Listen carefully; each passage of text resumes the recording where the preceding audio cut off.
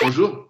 Merci d'avoir accepté de répondre à Opinion Internationale. Vous êtes le président de l'Institut Prospective et Sécurité en Europe, l'IPSE, géopoliticien aguerri. Merci d'avoir accepté de nous répondre sur les 2 ans du déclenchement de cette guerre par Vladimir Poutine avec sa tentative d'invasion de l'Ukraine. Alors on parle de 2 ans, mais peut-être la première question que je dois vous poser, n'est-ce pas un abus de langage ou un manque de considération de l'histoire que de dire que cette guerre a commencé il y a 2 ans? Elle est plus ancienne peut-être, non?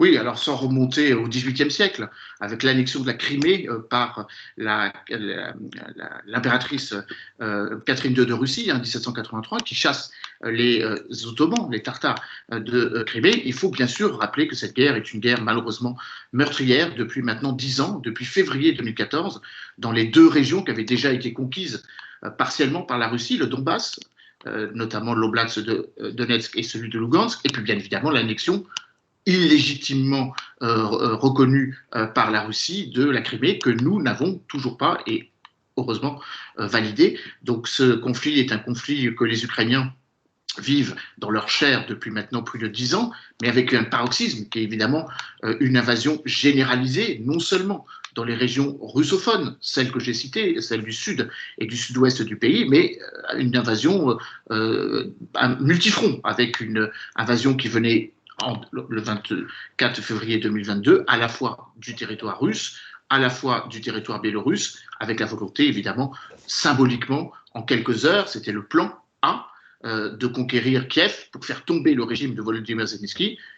Force est de constater 2 ans plus tard que le régime de Volodymyr Zelensky tient toujours, que les Ukrainiens sont résilients, qu'il y a malheureusement trop de victimes. Le président Volodymyr Zelensky, lors d'une réunion virtuelle du G7 qui s'est tenue sous présidence italienne de Giorgia Meloni à Kiev, a rappelé le chiffre que les Ukrainiens valident désormais comme tel de 31 000 soldats ukrainiens décédés. Certains estiment que le chiffre est sans doute à gonfler davantage, et bien évidemment, pour un mort, 2 ou 3 blessés. Donc on voit l'immensité du calvaire que subissent ces Ukrainiens, près de 70 000 militaires morts, près de 10 500 civils, c'est un rapport de l'ONU qui le précise à la fin de l'année dernière, et puis bien évidemment les 6 millions d'Ukrainiens qui ont dû fuir leur territoire, les 15 millions d'Ukrainiens qui ont besoin d'une assistance humanitaire d'urgence, les 4 millions de maisons détruites, bref, un abîme dévastateur qui s'est malheureusement défoulé ou qui a malheureusement été qui a accompagné, pardon, je vais y arriver, le déploiement militaire de la Russie depuis 2 ans. Alors, l'IPSE, c'est de la prospective notamment. Alors, difficile de jouer les Madame Soleil ou les Nostradamus, mais est-ce que vous êtes plutôt de ceux qui pensent qu'on est parti pour un conflit très long, avec une guerre de tranchées, une guerre qui pourrait durer plusieurs années, ou est-ce que, comme d'autres le prédisent, est-ce que la Russie n'est pas en train de préparer une nouvelle offensive très très forte, avec un risque effectivement de voir l'Ukraine craquer, ce qui pourrait être une hypothèse, ou alors une accélération d'une forme de conflit mondial. L'Ukraine est très soutenue par l'Union européenne, par les États-Unis, en tous les cas jusqu'à l'élection probable de Donald Trump, mais on a l'OTAN qui a vu adhérer la Suède, la Finlande, qui c'est un véritable changement dans la géopolitique européenne. On a un peu l'impression que on serait peut-être à la veille ou au début, pas la veille, au début déjà d'une forme de troisième guerre mondiale avec un nouveau choc des empires entre un Occident replié sur l'Europe et des empires comme la Russie, soutenus par derrière, j'ai envie de dire, par la Chine, par l'Iran et par d'autres. Je serais plutôt sur la première perspective, même si la seconde que vous évoquez n'est pas fausse. Par contre, je ne crois pas à une guerre mondialisée, je crois par contre à une théâtralisation qui dépasse très largement l'Ukraine. Il y a effectivement sur un front qui est un front Occident-Orient ou Nord-Sud des perspectives différentes quant à la gouvernance mondiale, à une nouvelle forme de multilatéralisme qui est un multi-alignement qui consiste à penser que l'alignement auquel nous étions habitués depuis 75 ans, le long de la dorsale nord-atlantique entre les États-Unis, le Canada et notre soutien indéfectible. Et notre coopération économique avec les pays donc, de l'Atlantique Nord est sans doute en train de migrer vers l'Eurasie de manière terrestre, vers l'Indo-Pacifique de manière maritime, et l'arc de crise est aux portes de l'Europe dans une dimension méridionale, le long de la rive méditerranéenne, la rive sud, avec des conflits malheureusement récurrents sur la bordure méditerranéenne, un peu plus en dessous vers le Sahel, dans le golfe Persique, bien évidemment également. On le voit de plus en plus avec l'action des Houthis contre qui perturbent le commerce international, et puis bien évidemment le nœud gordien que constitue depuis la création de l'ONU le conflit israélo-palestinien. Comparaison n'est pas raison, mais je pense que Vladimir Poutine joue sur tous ces tableaux. Il joue sur ces tableaux en affaiblissant l'idée, ou plutôt en jouant sur l'affaiblissement occidental, la fatigue occidentale, une certaine forme de fragilité. Un certain nombre de pays européens ne sont pas tout à fait d'accord sur la situation à Gaza. Un certain nombre de pays européens qui étaient unis depuis le début du conflit mettent des caveats, mettent des conditions à leur soutien à l'Ukraine. Le cas du Premier ministre Viktor Orban est un exemple d'école, mais il y a quelques heures encore, et il faut s'en préoccuper, son voisin slovaque, Robert Fico, a évoqué l'idée selon laquelle il faudra à un moment ou à un autre que l'Ukraine fasse, je cite, des compromis. C'était un mot qui avait d'ailleurs été utilisé par Emmanuel Macron et qui avait été fortement critiqué à Kiev. Donc il y a effectivement un front qui est en train de se fissurer au niveau de l'Union européenne, au niveau de l'OTAN, vous l'avez rappelé, la position américaine n'est pas si précise que ça, ou en tout cas Joe Biden, dans sa volonté de soutenir mordicus les forces armées ukrainiennes, a promis les 61 milliards de dollars qu'il a du mal à faire voter par son Congrès, alors même qu'une partie de sa majorité, une partie même de son parti, l'accuse évidemment de trop forcer la main vis-à-vis de l'Ukraine et de ne pas suffisamment soutenir d'autres conflits. Donc il y a ce risque. Maintenant, pour revenir à la réalité quand même, pour faire un peu de prospective, il est tout à fait logique qu'un pays de 45-46 millions d'habitants face à un pays de 145, 146 ou 150 millions d'habitants a moins de capacité de se défendre. Son armée était plus petite, son armée était moins équipée et sa population était donc moins en armes. Le président ukrainien Volodymyr Zelensky réclame 470, 500 000 hommes pour pouvoir tenir un front, ce qui va être très compliqué d'obtenir vu la pyramide des âges ukrainienne. Alors qu'en Russie, vu la conscription qui amène près de 170 000 jeunes Russes sous les drapeaux tous les 6 mois, c'est nettement plus facile. Dit autrement, au-delà de la sophistication des armes dont dispose désormais l'Ukraine, au-delà de la capacité que nous avons eue d'armer l'Ukraine, il faut le rappeler, hein, l'aide unilatérale, enfin l'aide multilatérale globale hein, de l'ensemble des pays de la communauté internationale, c'est-à-dire la cinquantaine de pays de la communauté internationale qui aident l'Ukraine, c'est près de 400 milliards d'euros, 378 pour être le plus précis possible. Mais bien évidemment, ce chiffre ne tient pas compte d'une différence notable qui peut exister entre la manière dont cet argent est promis et la manière dont il arrive concrètement sur le territoire. La temporalité compte. Avec des retards de livraison de munitions, on voit bien que l'Europe a du mal à se réarmer. Désolé de vous interrompre, mais est-ce que finalement, on n'est pas un petit peu hypocrite dans le sens où, si l'on veut soutenir l'Ukraine jusqu'au bout, est-ce qu'il n'est pas écrit qu'il va falloir transformer nos économies ouest européennes en économies de guerre, voire même, à un moment donné, mobiliser des troupes de pays voisins voire l'ensemble du continent européen, pour permettre à l'Ukraine de tenir, notamment dans l'hypothèse d'une très forte riposte russe. Est-ce qu'on va pouvoir éviter cet embrasement généralisé, ou est-ce que vous est-ce que vous croyez à ce scénario d'abord, et comment sortir de cette guerre si finalement on s'y enlise très très longtemps? Je pense déjà que les Ukrainiens sont en train de mener une guerre que nous ne pouvons pas mener ou que nous ne voulons pas mener contre la Russie. Ils sont finalement notre garde avancée, nos chevaux légers qui permettent aux pays de front oriental de l'OTAN, désormais bientôt 32, de ne pas avoir à confronter directement l'hubris poutinien, car il ne cesse de rappeler qu'un certain nombre de pays ne méritent pas leur indépendance, les 3 pays baltes qui l'ont acquise en 91, et qu'un certain nombre de pays faisaient partie de l'Interland, du Lebensraum, comme on pourrait le dire ainsi, russe, que c'est le cas de la Finlande. Il évoque même la Suède ou la Pologne en évoquant potentiellement l'idée qu'il pourrait un jour marcher sur Varsovie. Donc il y a évidemment cette réalité qui fait que l'Ukraine mériterait de rentrer dans l'Union européenne. L'Ukraine a demandé de rentrer dans l'OTAN et elle mène une guerre que nous ne pouvons pas, ou que nous ne voulons pas mener, comme je l'ai expliqué. Vous avez raison de rappeler que nous avons besoin de renforcer notre économie, rentrer en économie de guerre. La Russie l'est déjà depuis le début du conflit.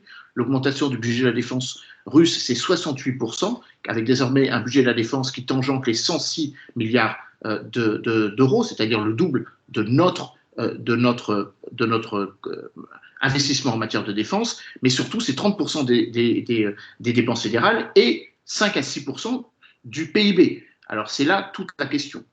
Si on veut être conforme à notre promesse, celle que nous nous sommes faites collectivement en 2014, faisant en sorte que l'ensemble des pays de l'OTAN, à l'époque, nous n'étions pas 32, devaient aller vers 2% du PIB, c'était en 2014. Or, désormais, sur les 31, bientôt 32 pays, il n'y a que 11 pays. La France vient juste de rejoindre ce club des 11 pays, donc 12 pays qui participent à hauteur de 2% de PIB. Mais ça ne suffit pas, vous l'avez rappelé. Désormais, si on veut rentrer en économie de guerre, il faudra tangenter vers les 3, 4, 5%.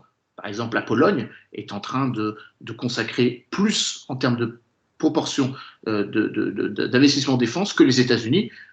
Évidemment, le volume n'est pas tout à fait le même, puisque le budget de la défense américain avoisine les 1000 milliards de dollars. On voit bien que c'est bien supérieur à tout ce que l'ensemble des pays de l'Union européenne peuvent mettre ensemble. C'est déjà beaucoup, près de 200, 250 milliards d'euros. C'est déjà un premier pas. Alors la vraie question qui est posée, c'est est-ce que nous pouvons tenir la cadence ? Et la cadence, il faut la calculer aujourd'hui, en 2024, mais surtout en 2024, 2025, 2026. Et je réponds partiellement à votre question. Si on veut que cette guerre se termine tout de suite, c'est très simple. On peut évidemment se gargariser de mots et dire qu'il faut aller à la table de négociation. Mais sur quelle négociation ? En acceptant les 18% de territoires qui vont donc échapper à l'Ukraine, comme une sorte de fait du prince ou de fait de la puissance russe. C'est inacceptable pour les Ukrainiens, c'est inacceptable pour nous, parce que là, pour le coup, nous donnerions l'impression que Vladimir Poutine peut aller plus loin, sur d'autres territoires, peut-être demain de la Lituanie ou l'Estonie. Donc, les conditions de négociation ne sont pas là. Par contre, ce qui est probable, c'est qu'à un moment ou à un autre, il va falloir négocier. Mais négocier sur quoi ? Négocier sur les garanties de sécurité que nous avons accordées à l'Ukraine, à défaut d'une adhésion dans l'OTAN, ou pour faire patienter l'Ukraine qui, pour l'instant, ne peut pas monter parce qu'elle n'est pas, selon les critères fixés par l'Alliance Atlantique en avril 1949, en capacité d'intégrer l'Alliance de sécurité collective. Par contre, nous devons aussi donner des signaux, parce que je crois que ce qui est important psychologiquement pour que les Ukrainiens continuent à penser qu'une victoire est possible, 75% des Ukrainiens pensent que une victoire est encore possible. Ils sont près des 2/3 à nécessairement y contribuer, en partant du principe que la conscription devrait être élargie. Actuellement, sont au front les jeunes hommes de 27 ans jusqu'à 60 ans. Vraisemblablement, il faudra baisser cet âge pour pouvoir, encore une fois, renouveler des combattants qui ne se sont pas arrêtés depuis maintenant près de 2 ans.